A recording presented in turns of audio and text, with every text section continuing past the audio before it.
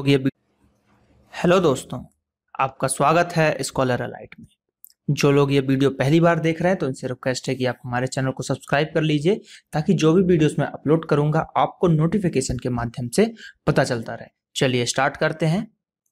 आज मैं आपको इस वीडियो में एमपीपीएससी का जो एग्जाम होगा फरवरी में, जिसका नोटिफिकेशन आ चुका है, फॉर्म भरे जाएंगे, ठीक है, 18 तारीख से। तो उसमें जो भी क्वेश्चन आने की संभावनाएं हैं, तो ये क्विज मेरे द्वारा स्टार्ट किया जा रहा है, हमारे चैनल के द्वारा स्टार्ट किया जा रहा है। तो आप लोग जिसको पढ़ के एमपीपीएससी में बहुत ही अच्छा स्कोर कर पाएंगे। तो ये क्विज 1 है, ऐसे कई क्विज में लाऊंगा, ठीक है। तो यहाँ पर अगर आप लोग जो हैं मेरे चैनल से जुड़े हुए हैं और एमपीपीएससी की अगर तैयारी कर रहे हैं तो मध्य प्रदेश लोक सेवा आयोग में इस बार आप लोगों के लिए अच्छा चांस है उसको क्रैक करने का। पोस्ट कम है लेकिन हमको तो एक पोस्ट के लिए ही फाइट करना, तो इसलिए हमारी क्विज को देखिए और हमारे चैनल पे जो भी वीडियोस हैं एमपी के वो देखिए ताकि आप लोग अच्छे से नंबर ला सकें और सफलताएं प्राप्त कर सकें। तो चलिए स्टार्ट करते हैं यहाँ पर एमपीपीएससी ऑब्जेक्टिव क्विज। देखते हैं यहाँ पर क्या बोला जा रहा है।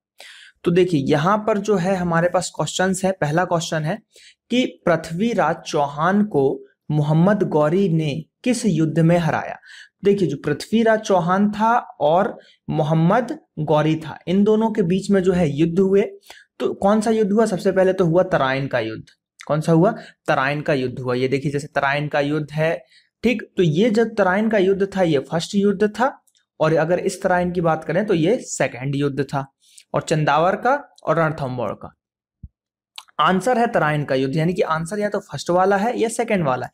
लेकिन यहां पर क्या हुआ था कि तराइन का जो पहला युद्ध था जो कि हुआ था 1191 में, इसमें पृथ्वीराज चौहान ने मोहम्मद गौरी को हराया था, ठीक है। मोहम्मद गौरी को पृथ्वीराज चौहान ने हराया था, इसने इसको हराया, लेकिन इसको मारा नहीं, जिंदा छोड़ दिया गया, वो भाग गया। लेकिन फिर उसके बाद तराइन का जब द्वितीय युद्ध हुआ 1192 में, उस समय क्या हुआ कि मोहम्मद गौरी जो था वो फिर से आया लड़ने, और इस बार उसने पृथ्वीराज चौहान को हरा दिया और इसको मार भी दिया, यानी कि उसको जीवित नहीं छोड़ा। तो इस तरीके से आंसर की अगर हम बात करें तो आंसर है इसका सेकंड नंबर का, तराइन का द्वितीय युद्ध 1192 ईस्वी में जो लड़ा था, इसमें जो है जीता था कौन? मोहम्मद गौरी जीत गया था और पृथ्वीराज चौहान हार गया। तो इसका आंसर हो जाएगा तराइन का द्वितीय युद्ध 1192 ईस्वी में। अगले क्वेश्चन की तरफ बढ़ते हैं। प्रथम केंद्रीय विधानसभा का गठन किया गया था, कब किया गया था? प्रथम केंद्रीय विधानसभा का गठन तो ये किया गया था 1921 में। याद रखिएगा, प्रथम केंद्रीय विधानसभा का गठन यह किया गया था 1921 में। अत्याधिक मंदी का दौर किस समय का था? जो मंदी आई थी किस काल में आई थी, यहां से पूछा जा रहा है। 1914 से 18 में, 29 से 34 में, 39 से 45 में और 22 से 26 में। तो इसका आंसर है 1929 से 1934 के बीच जो है अत्याधिक मंदी आई थी। खाद्य फसलों में शामिल है, तो खाद्य फसलों में कौन सा शामिल है? इनमें से कपास, तंबाकू और गन्ना। तो ये तो गलत हो गया आपका, क्योंकि कपास आप खा नहीं सकते। अलसी, एरंड और हल्दी। तो देखिए यहां पर जो है ये चीजें भी नहीं, खाने वाली चीजें आनी चाहिए जिनको आप खा सको बना के, ठीक। खाद्यान्न, दालें, खाद्य तिलहन, तो ये हो सकता है, ठीक।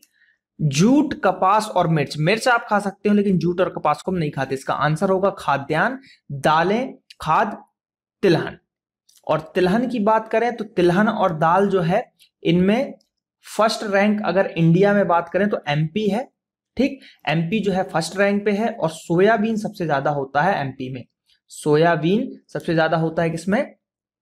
एमपी में। लगभग 80% देश का सोयाबीन एमपी में होता है, इसलिए इसको क्या बोला जाता है? सोया स्टेट भी बोला जाता है। तो ये चीजें आपको याद रखना है।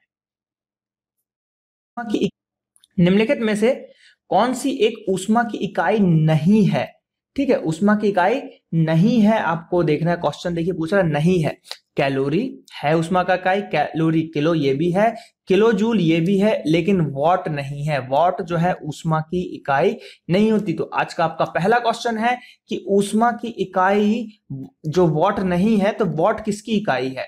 वॉट जो है आखिर है किसकी इकाई, आपको कमेंट सेक्शन में आपको कमेंट करके बताना है कि आखिर वॉट है किसकी इकाई। तो ज्यादा से ज्यादा आप लोग कमेंट कीजिएगा ताकि उससे आप लोगों की प्रिपरेशन अच्छी होती जाए। जो भी मैं क्वेश्चन पूछता हूं उसको आपको कमेंट के जरिए बताना बहुत ही जरूरी है।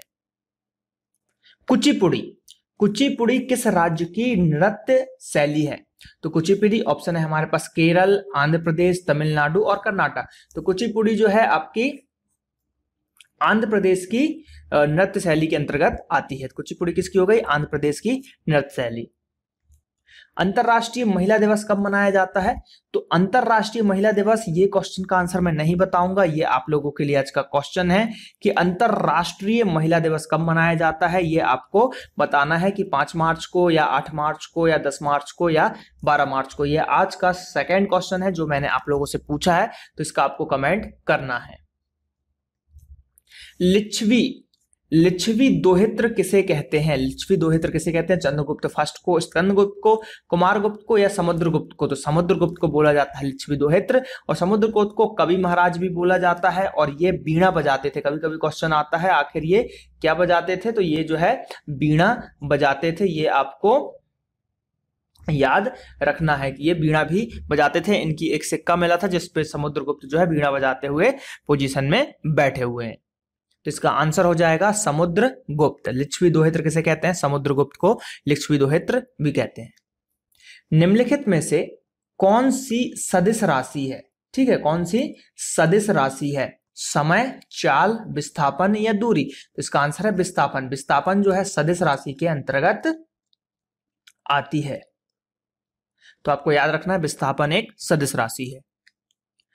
आर्यन जनजातियों की प्राचीनतम बस्ती है, यानी इनमें से कौन सी है जो आर्यन जनजातियों की प्राचीनतम बस्ती में से एक है? उत्तर प्रदेश, बांग्लादेश, सप्त सिंधु या दिल्ली? तो इसका आंसर है सप्त सिंधु। सप्त सिंधु जो है आर्यन जनजातियों की प्राचीनतम बस्ती है।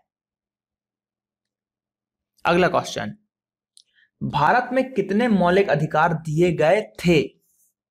6, 7, 4 और 5। तो यहां पर 7 मौलिक अधिकार यहां पर दिए गए थे।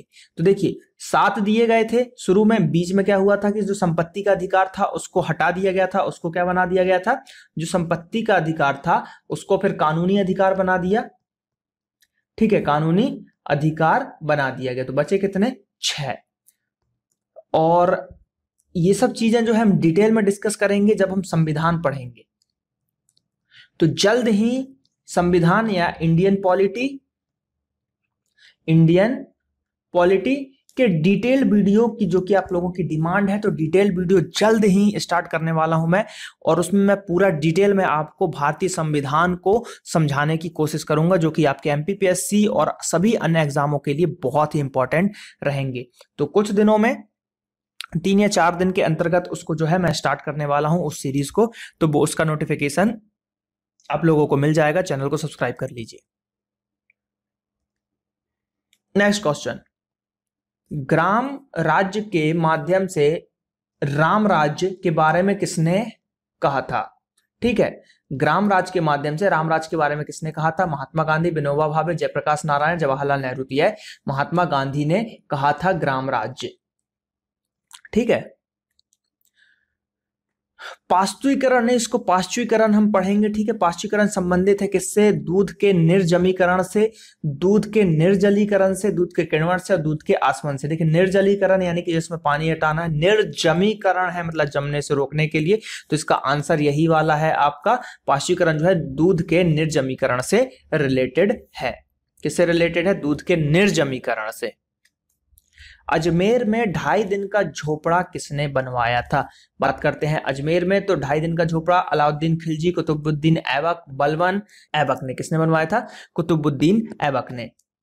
तालीकोट की प्रसिद्ध लड़ाई कब हुई थी? तो तालीकोट की जो है प्रसिद्ध लड़ाई हुई थी, ये हुई थी आपकी 1565 में। कब हुई थी? 1565 में। अब अगला एक और क्वेश्चन आप लोगों के लिए, थर्ड क्वेश्चन यह है यहाँ पे कि तालीकोट की जो प्रसिद्ध लड़ाई हुई थी वो किन के बीच में हुआ था? किन लोगों के बीच में हुआ था? ये आपको कमेंट सेक्शन में आपको कमेंट करके बताना है। आपको आंसर कैसे करना है? आपको आंसर करना है कि फर्स्ट क्वेश्चन का ये रहा आंसर, सेकेंड क्वेश्चन का ये, थर्ड क्वेश्चन का ये, ऐसे आपको करके यहाँ पे आंसर्स लिख के कमेंट करने हैं। ज्यादा से ज्यादा कमेंट कीजिए, आंसर्स को ढूंढिए, गूगल कीजिए, बुक से देखिए, जहां से भी देखिए। ये खोजने पे क्या होगा कि आप जब किसी चीज को खोजते हैं, फाइंड आउट करते हैं, फिर उसको लिख के आप कमेंट करोगे तो आपको बिल्कुल दिमाग में वो बैठ जाएगा, और एग्जाम में अगर आता है तो तुरंत याद आएगा कि ये क्वेश्चन तो उस वीडियो में क्वेश्चन पूछा गया था और मैंने उसको कमेंट करके बताया था, तो तुरंत स्ट्राइक करेगा और आप आंसर को क्लिक कर दोगे। तो ये सब जो है चीजें करने से आपको याद ज्यादा देर तक रहेगा। ठीक है, अगला क्वेश्चन, सरकार के व्यय, कराधान और उधार लेने संबंधी नीति क्या कहलाती है? तो ये कहलाती है राजकोषीय नीति। क्या कहलाती है? राजकोषीय नीति और मौद्रिक नीति, जो कि आरबीआई के द्वारा लाया जाता है। किसके द्वारा लाया जाता है? आरबीआई के द्वारा मौद्रिक नीति लाया जाता है। और अभी आरबीआई के गवर्नर कौन है? अभी आरबीआई के जो भी हमारे गवर्नर है उर्जित पटेल जी। ठीक है, ये हमारे गवर्नर हो गए। उसके बाद अगर हम बात करें कि आरबीआई का गठन कब हुआ था, तो 1 अप्रैल को। ठीक है, और इसका अगर राष्ट्रीयकरण की बात करें तो इसका राष्ट्रीयकरण 1949 में हुआ था, यंग हिल्टन कमेटी के रिकमेंडेशन पर। ठीक है, यंग हिल्टन कमेटी के रिकमेंडेशन। तो ये भी क्वेश्चन आता है कि यंग हिल्टन कमेटी किससे रिलेटेड है, तो ये रिलेटेड हो जाता है आपका आरबीआई से। तो ये सब चीजें आपको याद रखना है। भारत के प्रथम उप प्रधानमंत्री कौन थे? तो प्रथम उप प्रधानमंत्री थे आपके सरदार वल्लभ भाई पटेल। कौन होगा प्रधानमंत्री? सरदार वल्लभ भाई पटेल। ऑप्शन में देखिए, मौलाना अबुल कलाम आजाद ये नहीं है, जवाहरलाल नेहरू हमारे पहले प्रधानमंत्री थे, गुलजारी लाल नंदा ये भी नहीं है। तो आंसर कौन सा हो जाएगा? सरदार वल्लभ भाई पटेल। और सरदार की उपाधि देखिए, सरदार की उपाधि किसने दी थी? वैसे महात्मा गांधी। ठीक है, महात्मा गांधी ने दी थी, लेकिन इसकी स्टोरी ऐसी है कि सरदार वल्लभ भाई पटेल जब वहां पे थे तो उनको क्या हुआ था कि वहां की महिलाओं ने उनको सरदार सरदार कहा था, लेकिन डायरेक्ट नहीं बोल पाए थे, तो गांधी जी ने फिर बोला था, तो इसलिए गांधी जी से चर्चित होगा कि गांधी जी ने सरदार की उपाधि उनको दी। निम्नलिखित में से कौन सी धातु सामान्य ताप पर द्रव अवस्था में रहती है? रेड, निकेल, पाला और टिन। इसका आंसर हो जाएगा पारा। पारा जो है सामान्य टेम्परेचर पे भी लिक्विड रूप में रहती है। इसका उपयोग जैसे कि हम तापमापी में करते हैं, पारा का यूज। ब्लड प्रेशर नापने के लिए हम पारा का यूज करते हैं, लेकिन ये जो है तापमापी में जो हम यूज करते हैं तो ज्यादा टेम्परेचर को नहीं नाप पाता है। -39 डिग्री पर जो है पारा जम जाता है। -39 डिग्री पर पारा जम जाता है। उसके बाद हमको किसको यूज करना पड़ता है? उसके बाद हमको जो है एल्कोहल। ठीक है, एल्कोहल का जो तापमापी होता है उसको यूज करते हैं। एल्कोहल के तापमापी का टेम्परेचर -115 डिग्री पर ये जाके एल्कोहल जमता है। ठीक, तो यहां तक हम उससे टेम्परेचर को नाप सकते हैं। जैसे कि आप अगर पारा का थर्मामीटर लेके बरखोसेंग जाओगे, यानी कि जो साइबेरिया है, ठीक है, साइबेरिया रूस के क्षेत्र में आप जाओगे तो वहां पे -69 डिग्री तक टेम्परेचर रहता है, तो वहां पर आपका ये वाला पारा का जो थर्मामीटर काम नहीं करेगा, वहां पे आपको एल्कोहल वाला थर्मामीटर ले जाना पड़ेगा जो वहां पर काम करेगा। ठीक है, तो ये सब चीजें जो है आपको याद रखनी है, इन पे भी क्वेश्चंस बन जाते हैं। चलिए आगे बढ़ते हैं।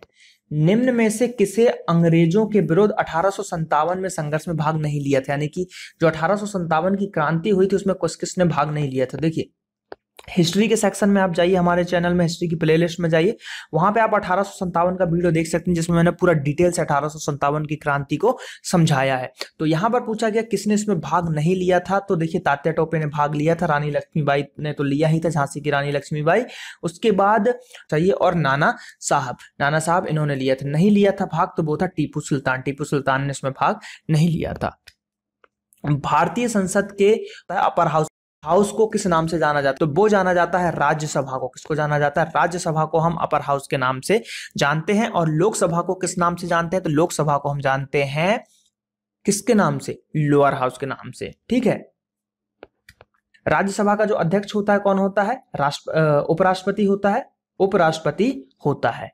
ठीक, जैसे कि उस समय पहले कौन, अब हाँ, तो ये एक और नया कमेंट आप लोगों के लिए कि अभी, ठीक, 4th नंबर का है क्वेश्चन, अभी कौन है अध्यक्ष? अभी अध्यक्ष कौन है? यानी कि सीधे सीधे क्वेश्चन पूछा जा रहा है कि अभी का उपराष्ट्रपति कौन है, ये आपको कमेंट करके बताना है हमको। Question number 4 question number 4। देखिए जरूर कमेंट करके बताइएगा कि जो लोग अगर कमेंट करके नहीं बताते हैं या सोचते हैं कि हम तो याद कर लेंगे, अच्छी बात है आप याद कर लोगे, लेकिन कमेंट करके जरूर बताइए आंसर, ताकि आपको हमेशा के लिए वो चीजें याद हो जाए। निम्न में से कौन सी मछली नहीं है? निम्न में से कौन सी मछली नहीं है? स्टारफिश, साफिश, ठीक है, उसके बाद पाइप फिश या गिटार फिश। तो स्टार फिश जो है मछली नहीं है, इसको हम फिश बोलते हैं। तो स्टार फिश जो है एक मछली नहीं है। जब आय बढ़ती है तो खपत भी किस अनुपात में बढ़ जाती है? ठीक, जब आय बढ़ती है तो खपत भी किस अनुपात में बढ़ जाती है? तो अगर आय बढ़ रही है आपकी तो खपत जो है कम अनुपात में बढ़ेगी। खपत क्या है? कम अनुपात में बढ़ जाती है। निम्नलिखित में से कौन भारत का पहला वायसराय था? भारत का पहला वायसराय पूछा जा रहा है, तो भारत लॉर्ड कॉर्नवालिस, पिट, रॉबर्ट क्लाइव और लॉर्ड कैनिन। तो लॉर्ड कैनिन जो है भारत के पहले वायसराय थे। भारत के पहले वायसराय लॉर्ड कैनिन थे। भारत का राष्ट्रपति किसका एक अभिन्न भाग है? संसद का, लोकसभा का, राज्यसभा का, मंत्रिपरिषद का। तो ये संसद का एक अभिन्न भाग है। तो संसद देखिए, संसद में 3 आ रहे हैं, 1 2 3 वर्ड, और ये 3 चीजों से बना है। लोकसभा, राज्यसभा और राष्ट्रपति से मिलकर बना है आपका संसद। सकल घरेलू उत्पाद, ठीक है, सकल घरेलू उत्पाद में वर्तमान वित्तीय घाटे का प्रतिशत क्या है? तो सकल घरेलू उत्पाद में वर्तमान वित्तीय की अगर हम बात करें तो वो है हमारे पास 4% जो है वित्तीय घाटे का प्रतिशत है सकल घरेलू उत्पाद के अंतर्गत। तो यहां पर इसका आंसर हो गया ऑप्शन नंबर बी, 4%। तो यहाँ पर दोस्तों ये क्वेश्चन समाप्त होते हैं। लगभग 25 क्वेश्चन थे पार्ट 1 में। ऐसे ही पार्ट और आएंगे आप लोगों के सामने, तो इस वीडियोस को लाइक कीजिए, अपने दोस्तों के साथ शेयर कीजिए। हमारा ये फेसबुक पेज है, फेसबुक पेज पे भी लाइक कीजिए, ट्विटर पे भी लाइक कीजिए, उसके बाद इंस्टाग्राम, सभी जगह आप फॉलो कीजिए। ये हमारी वेबसाइट है, उसको भी विजिट कीजिए www.scholaralite.co.in। तो यहाँ पर इन सब चीजों को आपको करना है। और जो लोग नए हैं तो वो लोग चैनल को सब्सक्राइब कर लीजिए। वीडियो के डिस्क्रिप्शन में आपको अन्य वीडियोस की लिंक मिल जाएगी, तो वहां से आप एमपीजी के तैयार कर सकते हैं हमारा डिटेल वीडियो देखकर, ऑब्जेक्टिव वीडियोस देखकर। चलिए मिलते हैं अगले पार्ट में। Thank you. जय हिंद, जय भारत।